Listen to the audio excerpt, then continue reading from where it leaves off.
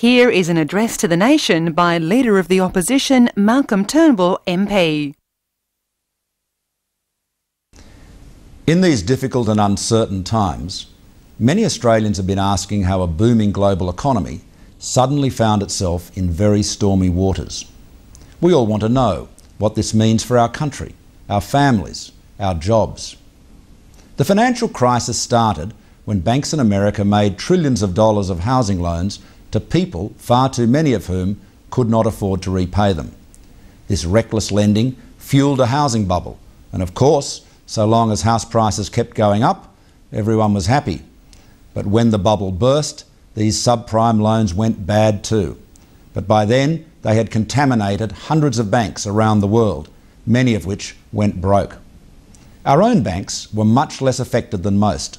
Thanks to good regulation, our lending practices have been far more prudent. But nobody is immune, and money has become more expensive and harder to obtain for banks and for their customers. With the benefit of hindsight, governments should have acted a lot earlier.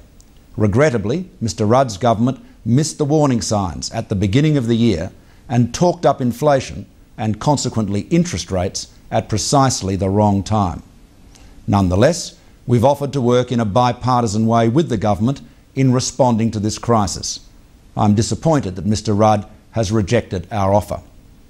But that does not lessen our resolve to support what is in Australia's best interests and build on the Coalition's record of making long-term and often tough decisions to protect our economic security. We have advocated increased guarantees for bank deposits, additional payments to pensioners, and further investment in the mortgage market. We were pleased to see Mr Rudd take this action. When it comes to economic management, in government or opposition, the Coalition's values are the same.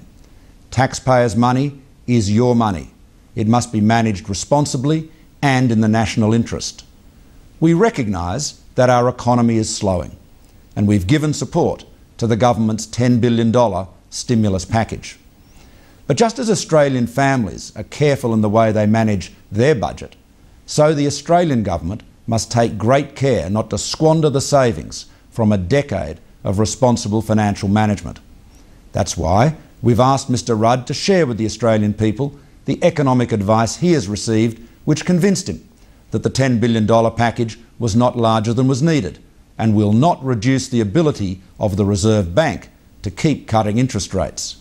That's why we are concerned to ensure that safeguards are put in place so that government guarantees offered to banks do not result in taxpayers picking up the tab for bank losses. We will continue to make constructive proposals to protect and strengthen our economy to help all of us through this crisis. And above all, we believe that the energy, the enterprise and the optimism of 21 million Australians will ensure that while we are in the midst of this storm and will get wet, we will not sink.